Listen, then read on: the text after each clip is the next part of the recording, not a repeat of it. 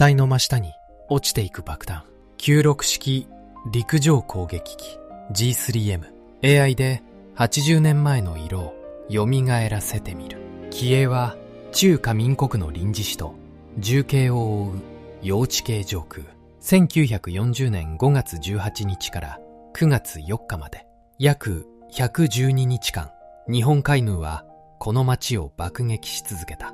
爆撃回数32時。中国側の記録では80時。作戦名は101号作戦。戦史上初めて単一の都市に対して長期かつ組織的に行われた戦略爆撃である。爆撃の多くが市街地中心部を狙った。工場でも軍事施設でもない民間人が住む町そのものが目標だった。指揮を執ったのは海軍中将井上重義。彼は当時海軍内で対米不戦論者として知られていた。戦争を最も避けたいと考えていた男が戦史上初の戦略無差別爆撃を企画した。これはその作戦と関わった人々の物語である。白黒写真のカラー化にあたり協力いただいた東京の画像加工業者リタッチインクさんの復元方法では、従来手法のように白黒の上に色を塗るのではなく AI が写真そのものを補正し、当時カラーカメラで撮ったらこう写っていたかもしれない姿に近づける。これはおそらく従来の方法よりもずっと肉眼で見た光景に近い復元方法だ。興味のある方はリタッチインクレタッチ会社と Google で検索してみてほしい。軍服姿の痩せた男、中華民国総統蒋介石。1937年7月、盧溝橋事件。日中戦争が本格化した。南京、上海、武漢と中国の主要都市は次々と日本軍の手に落ちる。蒋介石率いる国民政府は交代に交代を重ねた。そして1937年11月、首都南京をついに放棄。新たな臨時首都として選ばれたのが四川省の山深い都市重慶だった。長江の上流、霧と山に守られた天然の要塞。蒋介石はここから抗日戦を継続することを宣言した。中国を屈服させるには重慶を屈服させなければならない。しかし陸軍では重慶までの地上侵攻は不可能だった。唯一の手段は空からの爆撃。そしてその任務は海軍に与えられた。港に停泊する装甲巡洋艦支那方面艦隊の旗艦出雲である。1898年に進水した旧式の艦。明治の日露戦争を戦った半世紀近く前の装甲巡洋艦である。しかし上海近郊の江浦港に停泊する出雲は艦というより陸上の指揮所として機能していた。支那方面艦隊司令長官と参謀長がこの艦に常駐する。そこから対中作戦を指揮する。1939年から1941年にかけて上海の出雲は対中海軍作戦の頭脳となった。そして1940年の春、前任の及川小四郎中将から島田重太郎中将が司令長官の任を引き継ぐ。東京の海軍中央から新たな命令が届く。重慶を爆撃せよ。これが101号作戦の始まりだった。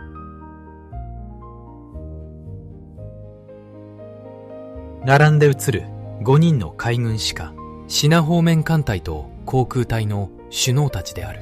中央に支那方面艦隊司令長官島田重太郎中将。左から2人目、第一連合航空隊司令官山口多門少将。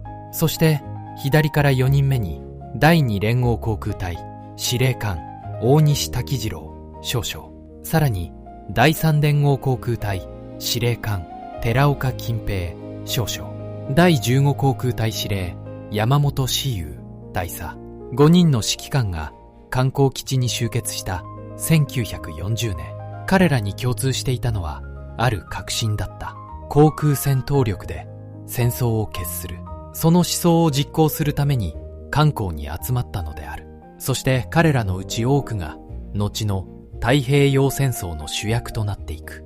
大西滝次郎は後に神風特攻隊の創始者の一人として歴史に名を残した。山口多門はミッドウェー海戦で空母飛龍と運命を共にする。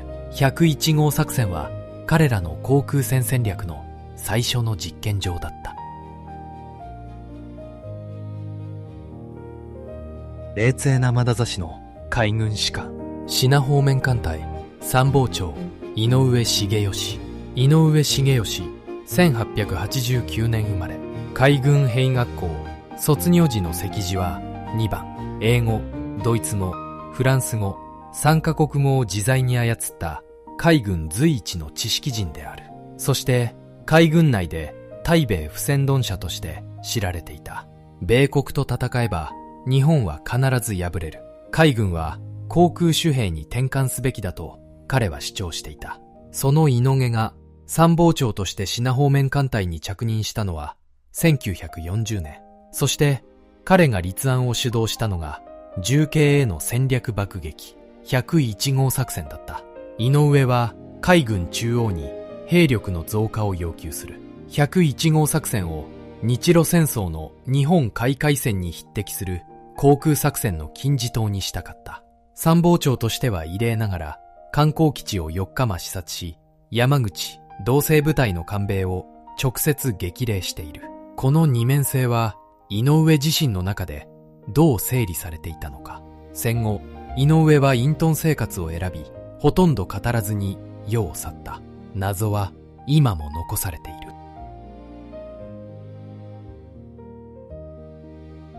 品方面艦隊司令長官島田重太郎中将、温和な顔立ちの海軍将校だ。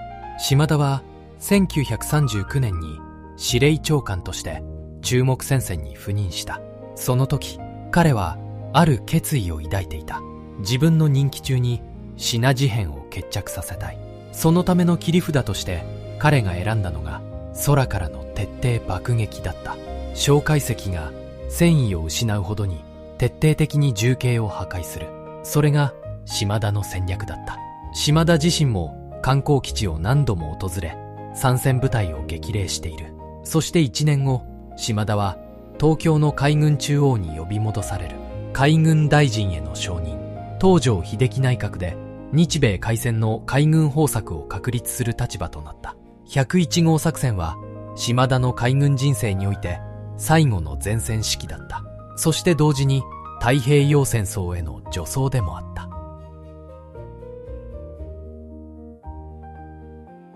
山口多門少将、第一連合航空隊の司令官である。山口多門、1892年生まれ。水雷出身ながら海軍内で早くから航空主義を唱えた真鍮の指揮官である。101号作戦では艦港基地から96式陸上攻撃機を指揮した。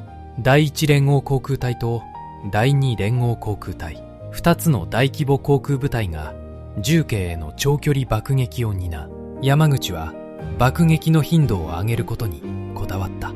蒋介石を屈服させるには休まず叩き続けるしかない。しかし長距離爆撃には限界もあった。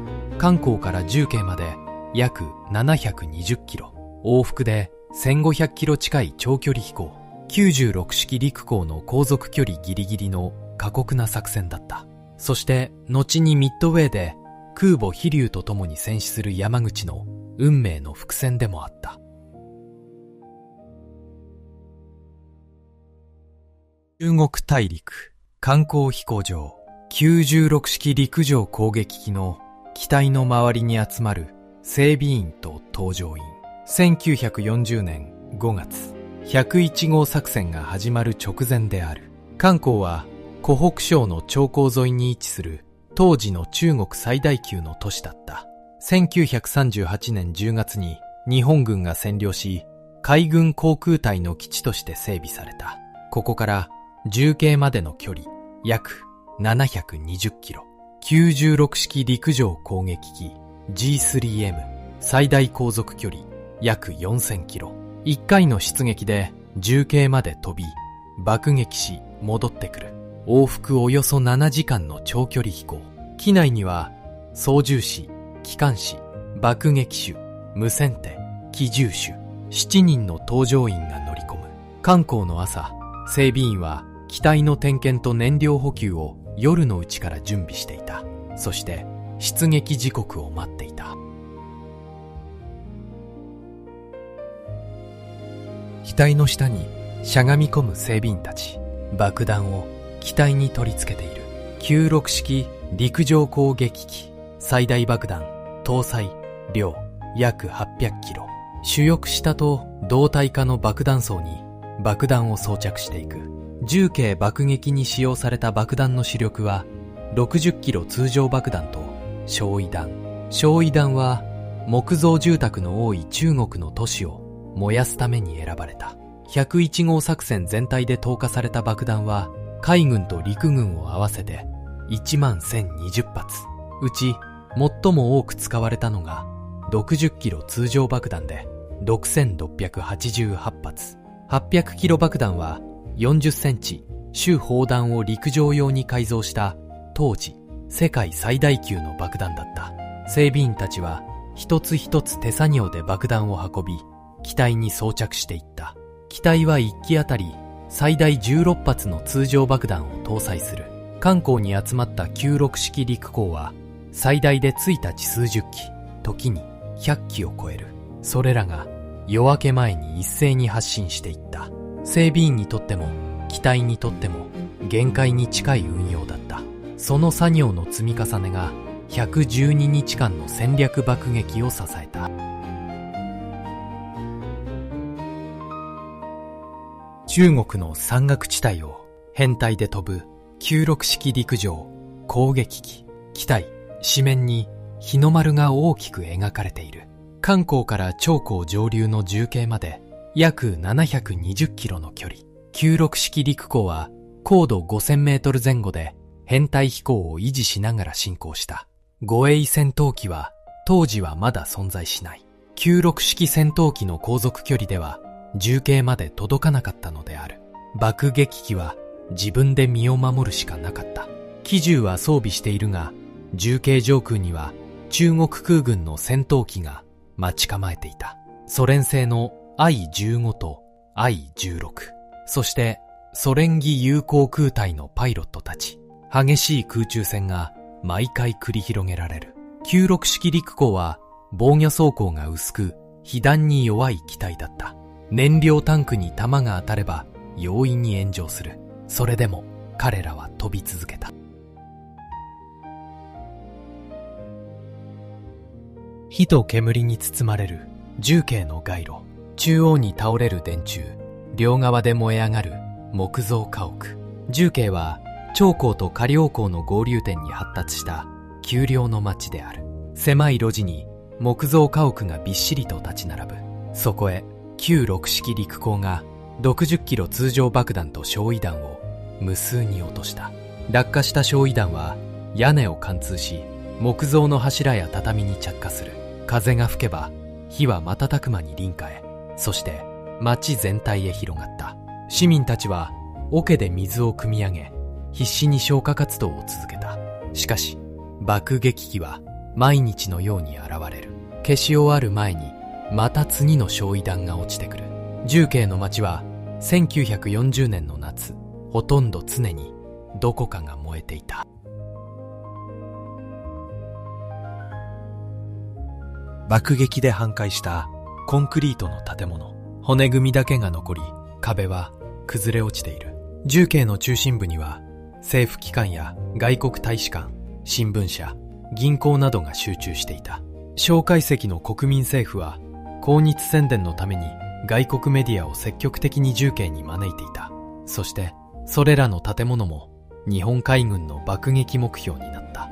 中華民国政府機関は徹底的に破壊された。しかし政府は山中の防空壕に移動し、機能を維持し続ける。町は破壊されても政府は屈服しなかった。重慶大学、銀行、新聞社、病院、文民施設も軍事目標と区別なく爆撃された。英国大使館や米国大使館の付近にも爆弾は落ちた。国際社会は日本の爆撃を人道に対する罪として非難し始める。しかし爆撃は止まなかった。崩れた瓦礫の中、生き残った人々が呆然と立ち尽くしている。そばには覆い隠された遺体。1940年の重慶、人口およそ100万人。その大半が戦時下の避難民を含む一般市民だった。家を、家族を失った人々が街に溢れていた。爆撃のたびに数十人、時に数百人が命を落とす。死者の数は毎日、毎週積み重なっていった。正確な統計は今も不明である。中国側の戦後の調査では、101号作戦と続く102号作戦を合わせ、重慶爆撃の死者は約1万人と推定されている。しかし、戦時下の混乱の中、記録されない死者も多かった。爆撃で家を失い、その後の飢餓や病で亡くなった人々を加えれば、はるかに大きな数になる。街は生き延びた人々がただ呆然と廃墟を眺める場所になっていた。炎を背に立ち尽くす民間人たち。家を失い、避難する場所もない。爆撃は昼夜を問わず続いた。夜間爆撃の場合、市民は手探りで防空壕に駆け込むしかない。しかし、重慶の防空壕は急増の洞窟が多く、空気の流れも悪かった。満員になれば酸欠を起こすこともあった。そして爆撃が終わって地上に戻ると、家はなくなっている。近所の人々の安否もわからない。家族の安否を確かめるために瓦礫の中を歩き回る人々。子供を抱きしめて泣く母親。何も手を出せない父親。そんな光景が毎日重慶のどこかで繰り返されていた。街全体が絶望の中にあった。それでも市民たちは口実の意志を捨てなかった。蒋介石の政府は重慶から動かなかったのである。空撃の中から子供を助け出す救助隊員たち。民間人と兵士が力を合わせて掘り起こしている。重慶の市民は爆撃に屈服しなかった。蒋介石、政府は町の復興と防空体制を強化し続けた。各地区に自警団と救助隊を組織。爆撃直後には直ちに瓦礫の撤去と犠牲者の救出に当たった。防空壕の拡張も急ピッチで進められた。長江沿いの崖に巨大な避難用トンネルが掘られていく。そして海外への抗日宣伝も強化された。爆撃される民間人の姿は写真と映画で世界に発信された。米国、英国、ソ連、各国で世論は中国側に傾いていった。爆撃を止められない。しかし屈服もしない。重慶は口実の象徴として世界の目に焼き付けられていく。ソ連製単葉戦闘機 I-16、別名イシャク、中国軍に供与されていた。中国空軍は開戦当初から弱体だった。しかしソ連からの援助で戦闘機を補充していた。 I-15、I-16、そしてソ連機有航空隊のパイロットたち。公式には中国軍だが、実態はソ連空軍の精鋭である。彼らは96式陸攻の編隊を待ち伏せした。96式陸攻にとって最大の脅威は護衛戦闘機の不在だった。爆撃機だけで進行し、迎撃機と戦わざるを得ない。被弾し、炎上し、墜落する96式陸攻が相次いだ。1940年7月までに損失機数は無視できない数に達する。このままでは爆撃機体を維持できなくなる。日本海軍はある決定を下した。1940年6月、陸軍が長江沿いの要衝、義昌を占領する。これはゼロ戦の前進基地として海軍が強く要求したものだった。そして開発中の新型戦闘機を中国戦線に投入する。その機体の名前は零式艦上戦闘機。零式艦上戦闘機11型。機体には海軍の新型戦闘機を示すマーキング。1940年7月15日、横山補隊率いる6機のゼロ戦が漢口に到着。7月末には近藤三郎隊指揮の6機が加わる。開発主任堀越四次郎が設計した革命的な戦闘機である。最高速度533キロ文字、航続距離約3000キロ、96式陸攻の長距離爆撃に護衛戦闘機として随伴できる初めての機体だった。1940年8月19日、第30次の重艇爆撃。横山大尉指揮のゼロ戦12機が81機の中型攻撃機を護衛し、初めて重慶上空に現れた。中国軍戦闘機はゼロ戦を見て戦わずに退却した。そして9月13日、壁山空戦。ゼロ戦13機が中国軍戦闘機27機と空戦に入る。日本側の戦果報告では撃墜27機、味方の損失なし。中国側の実際の損失はそれより少なかったとされる。しかしゼロ戦の登場で戦況は一変した。中国軍は白昼に重慶上空での空戦を避けるようになる。96式陸攻の損失は激減した。ゼロ戦はここから太平洋戦争まで無敵の戦闘機として君臨することになる。軍愛の上を編隊で飛ぶ96式陸上攻撃機。漢口から重慶へ約720キロの長距離出撃。1940年9月4日、101号作戦は終結した。約112日間で32時の出撃。中国側の記録では80時。しかし、蒋介石は屈服しなかった。国民政府は重慶から動かなかった。抗日戦は続いた。戦略爆撃で相手国を屈服させる。そのドゥエー理論は重慶では機能しなかったのである。東京に帰任した井上重義はある文書を執筆する。新軍備計画。戦艦中心主義から航空主兵への海軍戦略の転換を提唱する内容だった。我が国は戦艦より航空機と空母に資源を集中すべきである。そう井上は書いた。これは後に日米開戦前夜の海軍内部で軍事書と呼ばれることになる。そしてその1年余り後、井上の予言は開戦初頭に現実のものとなる。真珠湾、マレー沖海戦、ミッドウェー、太平洋戦争はすべて航空機の戦争として展開した。しかし井上自身が最も恐れていた戦争でもあった。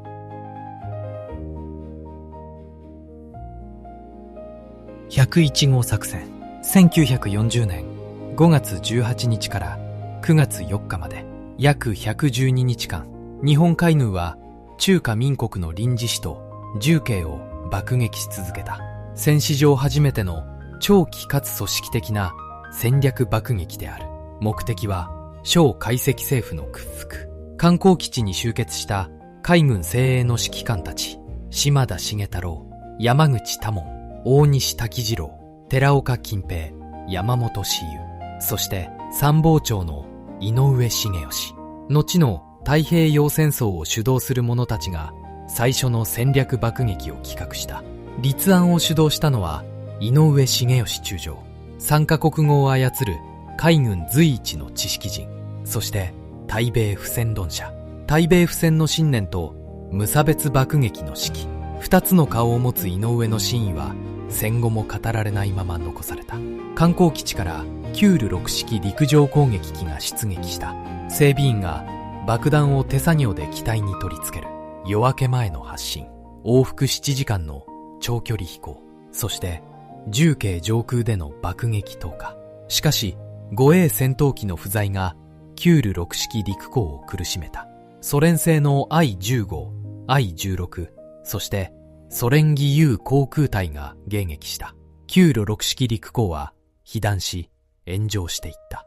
1940年7月、零式艦上戦闘機が中国戦線に投入される。戦況は一変した。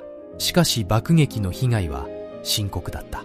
重慶の街は毎日のようにどこかが燃えていた。死者は続く102号作戦と合わせて約1万人。家を失い家族を失った市民はそれをはるかに上回った。それでも重慶は屈服しなかった。蒋介石政府は町の復興と防空体制を強化し続けた。爆撃される民間人の姿は写真と映画で世界に発信される。国際世論は中国側に傾いていった。そして米国の対日政策は徐々に強硬化していく。1940年9月4日、101号作戦は終結した。しかし、蒋介石は屈服しなかった。戦略爆撃で相手国を屈服させるドゥーエ理論は重慶では機能しなかった。東京に帰任した井上重義は新軍備計画を執筆。戦艦から航空主兵への海軍戦略の転換を提唱した。これは後に軍事遺書と呼ばれることになる。そして1年余りの日本海軍は井上の予言通り航空機を中心とした太平洋戦争に突入していく。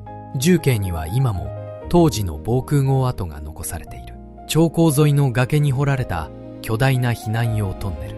その中心部の一部は現在地下街として人々の生活の場となっている。あなたのご家族、ご親族の中にも当時中国戦線に派遣された方や海軍航空隊に関わった方がいるかもしれない。その経験について語り継がれているものがあればぜひコメントで教えてほしい。先人たちの犠牲の上に今の平和な日本がある。カラーで蘇った写真の中に彼らは確かにそこにいた。その時代を生きた人々として。今日も最後までご視聴いただきありがとうございました。この動画を気に入っていただければ高評価、チャンネル登録で応援よろしくお願いします。